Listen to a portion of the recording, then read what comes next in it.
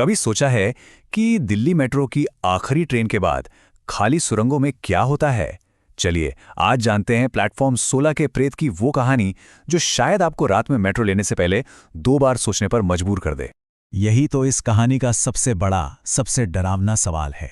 एक ऐसा प्लेटफॉर्म जो किसी नक्शे पर नहीं है, जो असल में है ही नहीं, तो फिर कोई वहां पहुंच कैसे गया?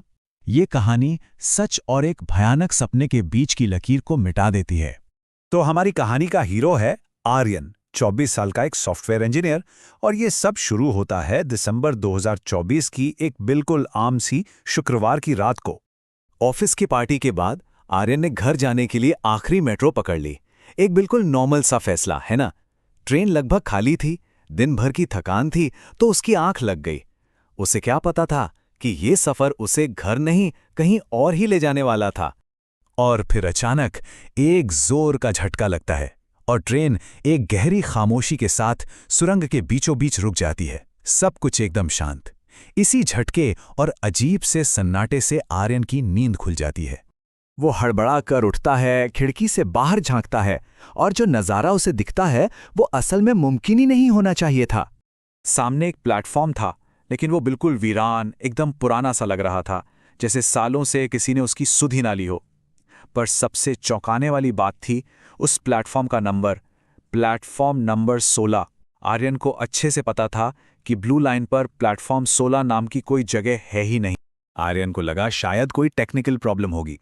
वो बस ये देखने के लिए ट्रेन से नीचे उतरता है कि आखिर हुआ क्या है, और यही उसकी सबसे बड़ी गलती साबित होती है। जैसे ही वो प्लेटफॉर्म पर कदम रखता है, दरवाजे बंद होते हैं और ट्रेन उसे अकेला छोड़कर सुरंग के अंधेरे में गायब हो जाती है।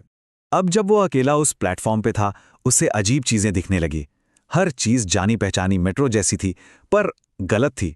जहां नए पोस्टर्स होने चाहिए थे, वहां 90s के दशक के पुराने, फीके पड़ चुके विज्ञापन लगे थे। चमचमाती लाइट्स की जगह टिमटिमाते हुए बल्ब थे। ऐसा लग रहा था मानो वो वक्त में 30 साल पीछे चला गया हो। अब जाहिर है वो घबरा गया, बाहर निकलने का रास्ता ढूंढने लगा। उसे सीढ़ियां दिखीं, वो भागा, ऊपर चढ़ा। लेकिन जैसे ही वो ऊपर पहुंचा, उसने खुद को वापस उसी प्लेटफॉर्म पर पाया। उसने फिर कोशिश की और फिर से वहीं आ गया। वो एक कभी न खत्म होने वाले लूप में फंस चुका था। अब आर्यन को समझ आ चुका था कि वो किसी आम जगह पर नहीं, बल्कि एक बुरे सपने में फंस गया है। और इस प्लेटफॉर्म का असली खौफ तो अब शुरू होने वाला था। तभी पूरे प्लेटफॉर्म पर लगे स्पीकरों से एक बहुत ही अजीब, टूटी-फूटी, खरखराती हुई आवाज गूंजती है। वो आवाज उसकी रूह तक को कंपा देती है। इसी बीच उसे दूर एक परछाई दिखती है, एक मेट्रो कर्मचारी की वर्दी में। एक पल के लिए आर्यन को राहत मिलती है कि चलो कोई तो है। वो उसके पास जाता है और उसके नेम टैग पर नजर पड़ती है, जिस पर लिखा था राजेश कुमार, 1998। वो आदमी एक बहुत ही गैर इंसानी, कर्कश आवाज में कहता है, और फिर उसके चेहरे पर एक बहुत ही चौड़ी, डरावनी मुस्कान आ जाती है। ये देखते ही आर्यन के होश उड़ जाते हैं और वो अपनी जान बचाने के लिए भागता है। भागते भागते उसे एक पुरानी 90s के मॉडल वाली ट्रेन आती दिखती है। वो उस आदमी से बचने के लिए बिना सोचे समझे ट्रेन में चढ़ जाता है। लेकिन अंदर का नज़ारा और भी ज्यादा खौफनाक था। ट्रेन में बहुत से लोग बैठे थे, पर सब एकदम खामोश, पत्थर की तरह। उनकी आंखें पूरी तरह से खाली थीं और वो बस सामने घूर रहे थे। ट्रेन चलती रहती है कोई 20 मिनट तक, बिना किसी स्टॉप के। आर्यन घबराहट में अपना फोन निकालकर देखता है और उसका दिल बैठ जाता है। उसके फोन में टाइम 2:47 पर अटक गया था। और इससे पहले कि वो कुछ समझ पाता, ट्रेन उसे वापस उसी भूतिया प्लेटफॉर्म पर लाकर छोड़ देती है। वापस उसी खौफनाक प्लेटफॉर्म पर आर्यन अब पूरी तरह उम्मीद खो चुका था। लेकिन तभी उसे एक ऐसी जगह से मदद मिलती है जिसके बारे में कोई सोच भी नहीं सकता। उसे एक लड़की की धुंधली सी परछाई दिखाई देती है।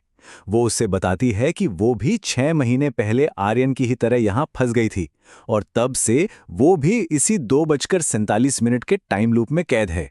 पर वो उसे यहां से निकलने का एक आखिरी मौका दे सकती है। वो लड़की उसे बाहर निकलने के लिए कुछ बहुत ही सटीक नियम बताती है। मतलब एक भी गलती हुई तो वो भी हमेशा के लिए उसी प्लेटफॉर्म पर भड़कता रहेगा, बिल्कुल उसकी तरह।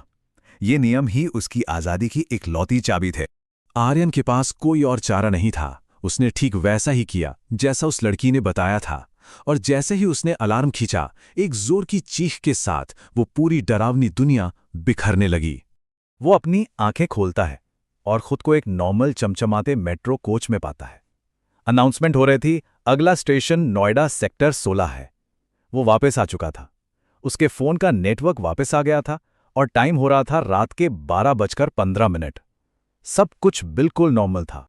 वो लगभग खुद को यकीन दिला ही चुका था कि ये बस एक बहुत ही बुरा सपना था। लेकिन तभी उसकी नज़र अपने हाथ पर पड़े एक ताज़े कट पर जाती है, और जब वो अपनी जेब में हाथ डालता है तो उसे एक पुराना फीका पड़ चुका मेट्रो का टिकट मिलता है, जिस पर डेस्टिनेशन लिखा था प्लेटफॉर्म 16 और तारीख 47-47-47-47। अगले दिन वो जब इस सब के बारे में इंटरनेट पर ढूंढता है तो उसे रेडिट पर एक बहुत पुराना कमेंट मिलता है। कमेंट में लिखा था कि प्लेटफॉर्म 16 बनाने का काम रोक दिया गया था क्योंकि एक रात 2:47 पर सुरंग धंसने से 7 मजदूरों की मौत हो गई थी, और कमेंट करने वाले का यूजर नेम था राजेश कुमार। तो इसका मतलब यह है कि प्लेटफॉर्म 16 कभी पूरा बना ही नहीं, लेकिन वहां जो भयानक हादसा हुआ, उस हादसे ने उस जगह पर एक भूतिया स्टेशन बना दिया। एक ऐसा स्टेशन जो वक्त में अटका हुआ है और कभी-कभी देर रात की ट्रेनों को अपने जाल में फंसा लेता है। ये कहानी सोचने पर मजबूर करती है ना? कि अगर किसी जगह को असल दुनिया में बंद कर दिया जाए, भुला दिया जाए, तो क्या उसकी यादें, उसकी कहानियां और शायद उसकी आत्माएं कहीं और किसी और दुनिया में जिंदा रहती हैं?